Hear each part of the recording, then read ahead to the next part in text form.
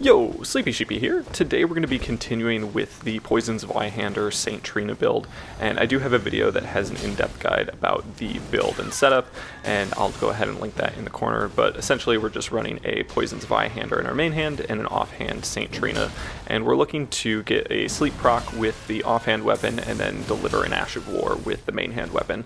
That's kind of just the general strategy, but I definitely recommend you check out the original video if you're curious about how to run the build, or just if you're looking for more content related to Poison Zweihanders. So in this first invasion, we're up against 3 players. We were able to get a decent amount of damage early on, but we are now dealing with a pretty substantial chase down from all 3 of them at the same time. So we're just trying to get a couple turn and burns in. We're a little bit unsuccessful with the Poisonous Mist, but we do have the AR buff now that comes with landing the poison proc. So the Mushroom Crown as well as the Kindred Rot Talisman are both boosting our AR now, and we have about 45 seconds before that wears off. So we're going to go ahead and take advantage of that buff and a little bit of range while these players are focused on the PvE, and just deliver a Rain of Arrows Ash of War to turn this into a 2v1. Now, we are taking a lot of damage anytime that host goes for a jumping L1, which they seem to be a big fan of, but we are able to trade with it using the hyper armor of Poisonous Mist. And then while the host is focused on some of the PvE, we're quickly able to turn this into a one-on-one and can just kind of reset, drink some health, and get back to what's important here. So we do get a nice hit with just a neutral R1 with the Poison Zweihander, and we begin the chase down here. They go for a heal, and we're actually able to punish it. We're hoping to turn that into a Ravioli step with a R1 follow-up, but don't get that to connect, and then they're kind of stuck in the swamp. They're getting the heavy rolls associated with just like the floor environment, and we're able to get a couple pokes in to be successful there. So we are now going after another group of 3. They've got some fairly deadly PvE to deal with. This Omen is no joke, and they might be on New Game Plus. I'm not sure. It did quite a bit of damage, but they do have a player that's running incantations that will heal them, so we're trying to contend with that. You know, the extra health that comes back is quite substantial, so you know, that is the player we'd like to get down first if possible, but we'll really just kind of play the invasion, see what opportunities arise. And here this one player is very low health, and we're able to just run in and grab a jumping R2 with the Poison Zweihander and just turn it into a 2v1 and kind of a 2v2 because we have the Omen on our side, though it does do quite a bit of damage to me as well. So the host is now focusing on them. They almost actually died from the poison buildup, so that is just a nice benefit of Poison Zweihander. Is a lot of times players will not actually heal the poison, and it just chips them for the duration of the invasion, and sometimes they get super low on health and it just finishes them off. So that can be really nice, and actually makes this kind of a nice weapon to have in invasions. And here we do get a sleep proc with a sleep pot and hit the giant hunt for the completion of that kill. So we can focus on the host here. We get a running heavy, and I really do like the running heavies on the Poison Zweihander. I feel like they do a lot of damage and just kind of catch your opponent off guard. It seems like they're not expecting it a lot of times, and I just find success landing it more often than I'd expect. So here we don't actually get the guard break even with the running heavy, but we do get the true combo between the crouch attack into the light attack from the offhand weapon, and we're building up significant sleep build up here on the host, and here we actually do get the sleep proc and follow it up with giant hunt for the finish. So just a nice kind of 3v1 slash 2v3 depending on how you look at it with the PvE, and we can move on to the next one. So in this one we do have a player that's running a parry shield, and because we're not two-handing our Colossal, we do need to worry about those parries, so they will be able to parry our weapon unless we two-hand it. So that's just something to keep in mind, and it may be prudent to, you know, go for that two-hand if you think your opponent is going to try and parry you.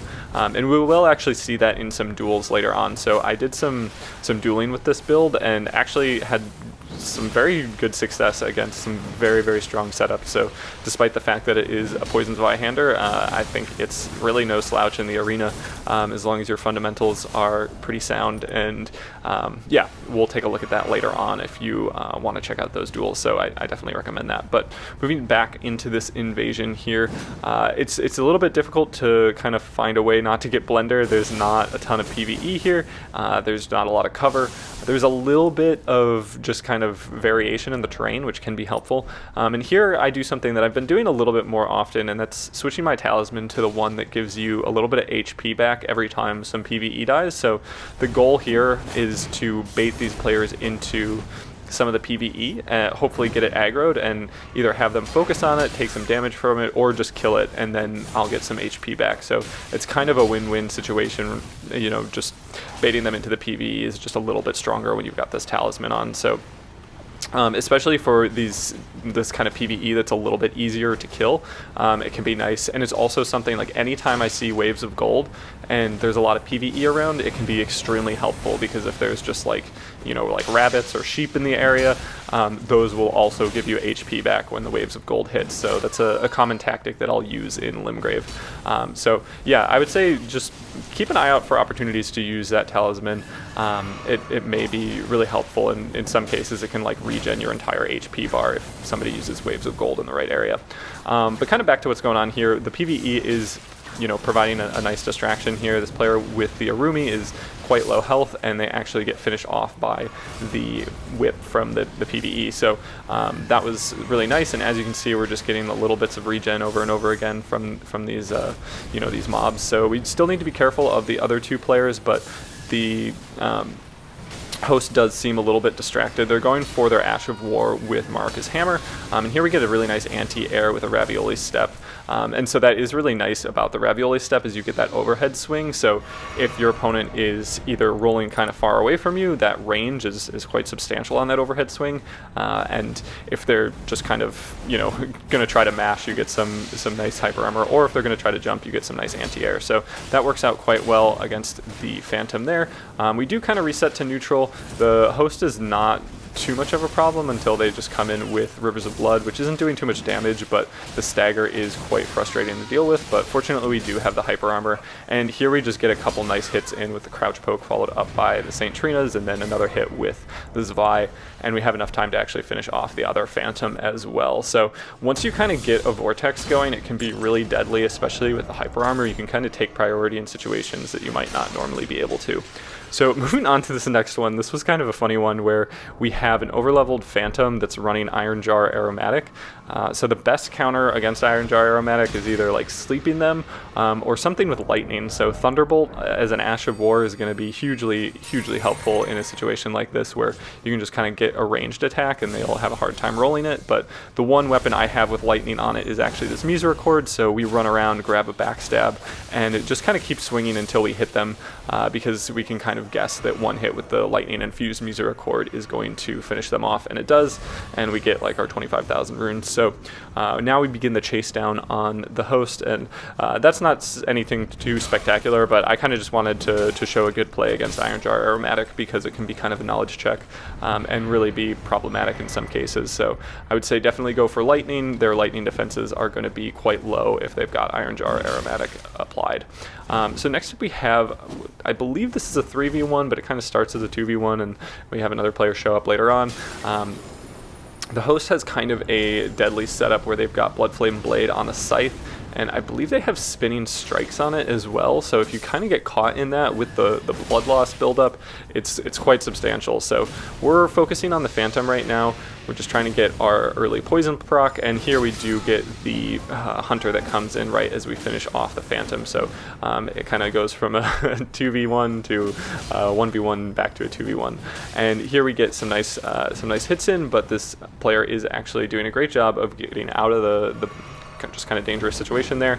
We needed to recover our stamina a little bit, so we weren't quite successful. And here we can see their really deadly setup. So the blood loss buildup is so substantial on this, and the range is quite good as well, and just the blood flame blade is doing a lot of work. So we really need to be careful of that Ash of War. We do have a weapon that can knock them out of it, so if we go for like a running heavy or something, we will be able to interrupt it. But if we start getting caught in it, we'll probably get blood procced, and it's going to take a lot of our HP. So now we're focusing here on this Hunter.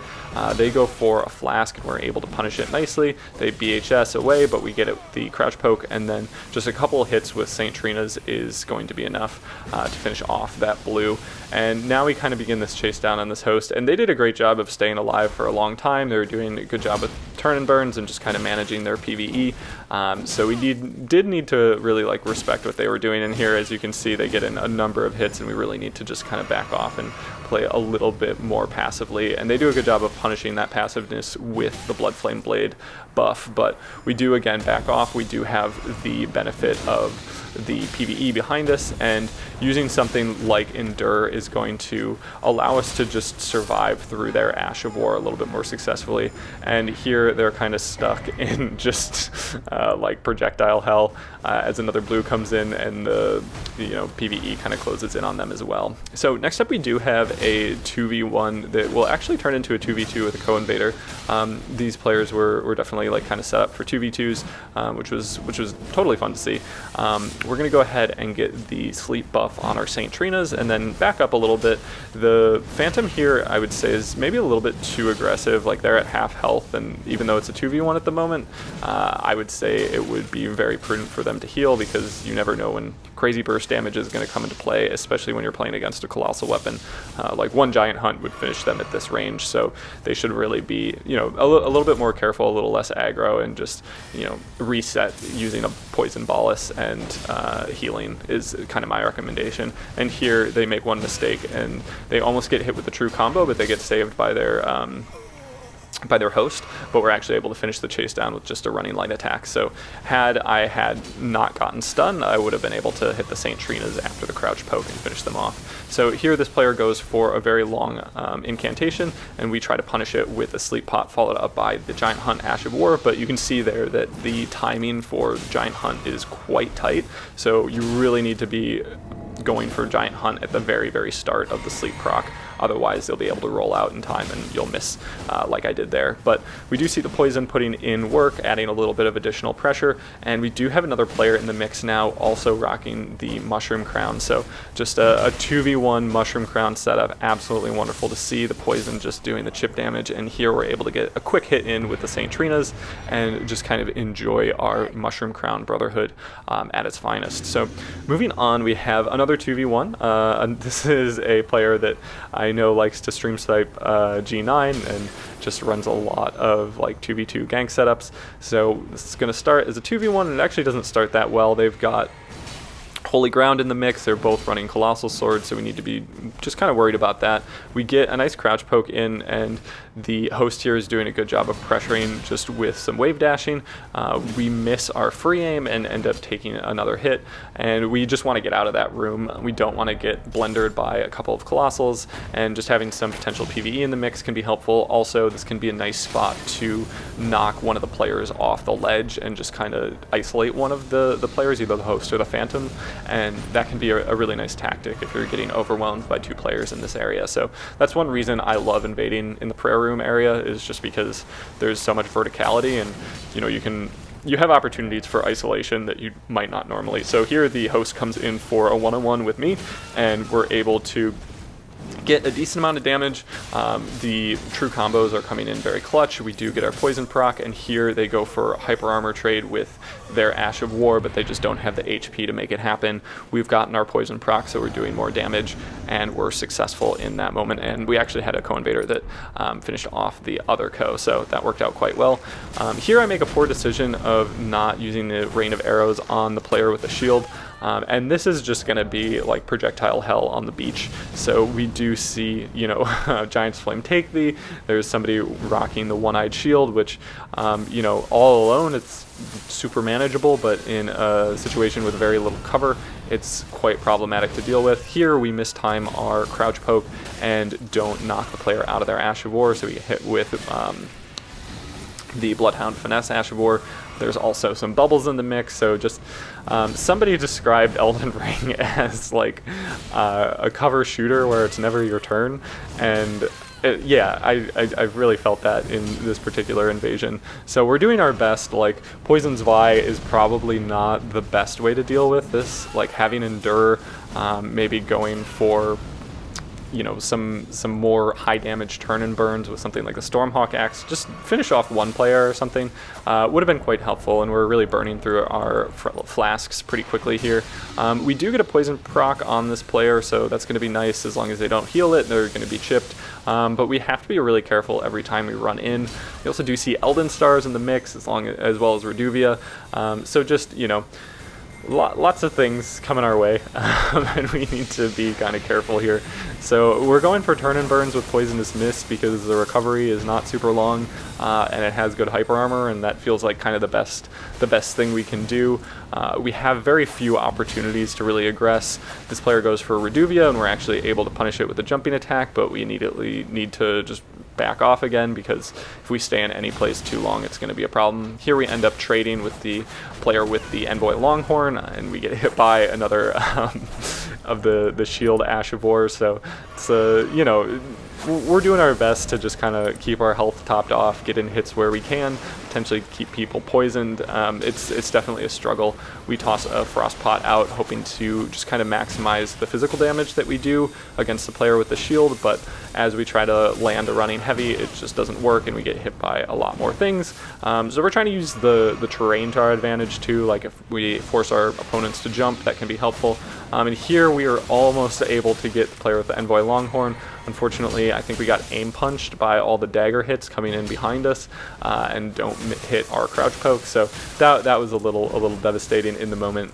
We do see some more Reduvia coming in behind us. We go for a running heavy, and again get the Envoy Longhorn player to very low health. And here, as we see just the ultimate arrow spam, we're actually able to finish off the host while we have no flasks left, and the Phantom just continues to shoot arrows our way. So I was happy to come out with a win on that one, and we move on to the duel portion. Alright, so first up we have a player running power-stanced Great Spears, and this is going to be kind of a sweaty matchup here. We know that they have great vortex potential, and what we're going to try to do is take priority either with our offhand weapon and grab a early stun, or be able to just hyper armor through one of their attacks and take priority that way. So we miss a crouch poke, they end up getting a light attack in, but we're able to just kind of start this vortex that we wanted and actually get a very quick sleep proc, and then we also get the poison proc as well with Poisonous Mist after we land the sleep proc. So that works out great. We land a neutral attack, and then we get a nice anti-air with our offhand weapon, which is very nice. Next up we have a player running a Guts cosplay, so always enjoyable to see that. We're going to go ahead and buff our Saint Trina and pull out our Poison Zweihander, and this player goes for a very early Lion's Claw, which I don't really recommend. We're getting substantial sleep buildup, so here we do get our sleep proc, and we have enough time for a stamp uppercut. It would have been nice to get our poison proc in first, just so our AR would be a little bit boosted, but we do get a nice jumping light for the finish. Next up we have a player running a Shamshir, so this is a pretty difficult matchup when you've got a Colossal, just because they have lots of opportunities to get nice just kind of chip damage in periodically and roll out before you can land your hit. So we go for a crouch poke. We do throw out a couple swings, just not sure if they're going to be aggressive and try to go for a whiff punish. They decide to play a little bit more passively, which is probably the call, and here they do get that chip damage that I was talking about earlier, just kind of getting a swing in and running out. Here they go for a weapon swap and throw out a random kick, and it looks like they were trying to switch over to the Zweihander. So not a bad play if they're not really comfortable with the hyper armor, or if they want some hyper armor of their own, but we're actually able to just kind of get a nice read on when they're going to go for attack, get our nice true combo in, and then follow up with a couple swings, and the poison proc does the rest.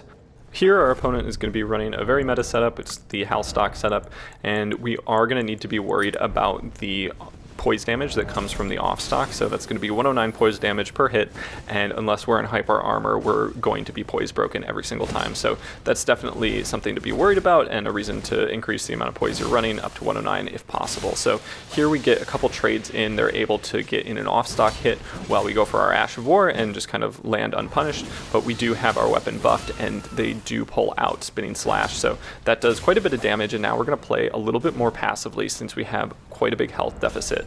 We do have the AR buff that comes from the poison proc, and then we also have the feather talismans, which are going to help us just deliver a lot more damage per hit. So we're trying to just kind of find good opportunities here. They go for an Ash of War, which definitely can be a good way to menu punish. Fortunately, we're able to roll it and avoid the damage, and also just avoid the phantom chip damage, so that works out nicely in our favor.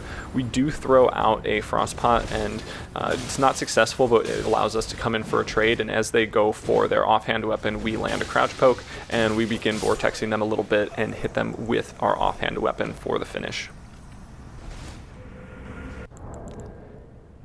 Next up we have a player running shunter, so I definitely enjoy this matchup, and we're going to go ahead and two-hand our Poison Zwei and just see how Poison Zwei does against shunter. So you can see based on their wiggle tech that they're, definitely a skilled player. We do bait them with a crouch and then follow it up with just a light attack rather than the crouch poke, and that allows us to get one hit in, and then a couple phantom hits allows us to get our poison proc, and now we do have the AR boost from the mushroom crown. Here we're able to trade a hit with a jumping attack, and we go for a random heavy, but it doesn't work out. We roll in, but then need to roll out immediately to avoid the crouch poke from the shunter, and they do throw out a couple rolls, but our hyper armor is quite nice. We do follow it up with a light attack and then get the finish with our offhand weapon just kind of as a surprise, and it works out really nicely. Next up we have a player running power stance Nagis, so you just love to see people in the arena with power stance Nagis, but it's no match for Poison Zweihander, obviously. So we throw out a nice heavy attack, follow it up with a crouch poke. We do swing our light attack, but don't manage to hit, but get a nice read on their jump and manage to anti-air them with a running heavy, and then follow that up with another running heavy and a light attack from the Saint Trina and come out with the victory. Next up we have a player running a halberd and off stock, although they will be switching over to the two-handed thrusting sword setup, and that's going to be a very strong counter to the colossal sword. They're able to run in, run out, get little bits of chip damage, and sometimes maintain priority, especially if they're block canceling. So here they get 2 hits in, and before I can really do anything, they're able to roll out. They get another 2 hits in, and we get a weird backstab grab that is quite unfortunate, but we are able to at least throw out 1 crouch poke, and here we're able to hyper armor trade, and then our vortexing begins, so we can see how useful the offhand weapon is, and then we throw out a random giant hunt, which catches them by surprise for the victory. Next up we have another PSGS player, and we're going to again need to play this kind of carefully. They've got Braggart's Roar, which is going to improve their stamina recovery, and then they have Freezing Mist on their main hand, so that's going to be something to be worried about. Just the cumulative buildup of frost is a little bit scary, and we'll need to just kind of take care to play around that and make sure that we don't get Vortex where we get the poison proc, or the frost proc. So here they do get the frostbite, exactly what we didn't want to happen, and they start vortexing us. Fortunately, we're able to roll in and take priority. We get a crouch poke followed up by the light attack, which is a true combo, and we get a nice read on their jumping attack with our running heavy and manage to anti-air them. So we're in a bit of trouble. We do have the frostbite buildup, so we're going to be taking more physical damage, which is kind of problematic. We do have the poison in the mix, and we're actually able to land a giant hunt out of neutral, which is generally a bad idea, but sometimes, if you're running low health, it can be nice to just kind of throw that out, catch your opponent off guard, and if it works, it's going to kind of put you on even footing with them. Here we do get a really nice free aim with a frost pot, and we're actually in the driver's seat now, so we're going to go ahead and switch our talisman so that we have a little bit more defense, and here I think they run out of stamina very unfortunately, and they do take a hit from the Saint Trina. Next up we have a player that's running power stance straight sword, so this is a scary build to play against with our setup, but we get an early read on their jumping attack because that is very common, so we throw out a running heavy of our own, and that anti-airs them quite nicely.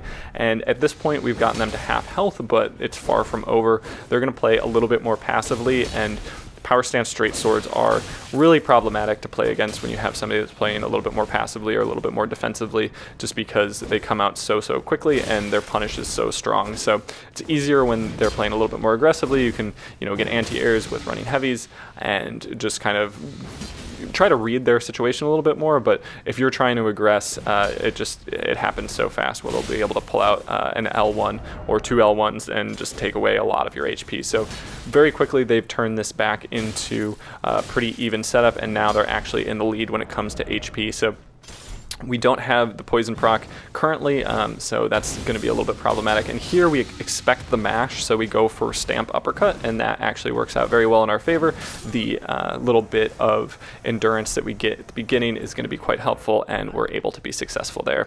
So next up we have a player that's, again, we've got the kind of Halstock setup. This time they do have a true combo available to them, so if they land a jumping heavy, they can follow it up with a light attack, and that will do a ton of damage to us, so you always need to be worried about that when you see the Guardian Sword Spear. And we're going to go ahead and buff both of our weapons with poison and sleep respectively, so if we do get the poison proc, that'll be nice, and we do have the opportunity to potentially get the sleep proc in just a few hits. So here we can see that offhand weapon putting in work. We do get the sleep proc, and we just follow it up with an uncharged heavy for the finish. Next up, we're going to have a player that's, you know, using a lot of projectiles, and this is going to be one where we really try to recover from all these projectiles. I think getting aggressive a little bit earlier would have been beneficial, but you do want to just make sure that you don't run in and get hit by everything, and we'll see me doing that in just a moment here, where we try to land a jumping light. We get hit with the one projectile that's just kind of standing there, and then Moonveil, and now we're at like 50 HP. So we're going to need to be very, very careful here, but we do space their follow-up attack, land a crouch poke, and the true combo with St. Trina's in our offhand, and we're just trying to space them effectively. Fortunately, they're going for more melee attacks, so we're able to again space them, get the crouch poke and true combo with St. Trina's, and finish them off.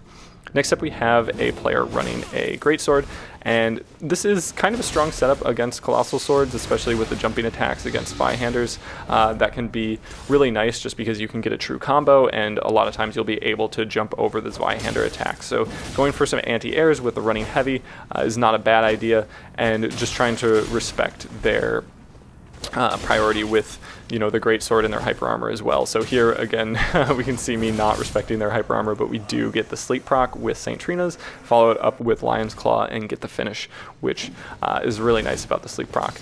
And for our last duel, we'll have a player that's running Unsheath on the flail. So something we don't often see in the arena, mostly because it's not possible in the vanilla version of this game, but I definitely found it to be kind of funny rather than a nuisance. Like, they're running a flail with Unsheath.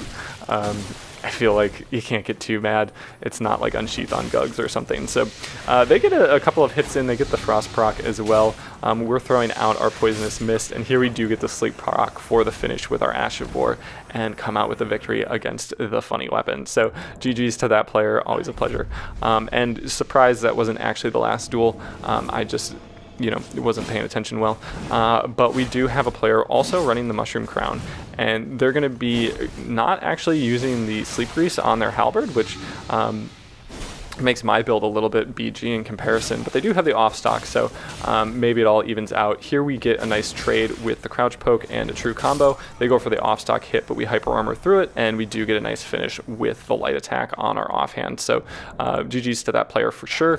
And now maybe this is our last duel. I'm not sure. We'll find out. But this player is going to be running a shield. Yes, this is our last duel. So they go for a parry.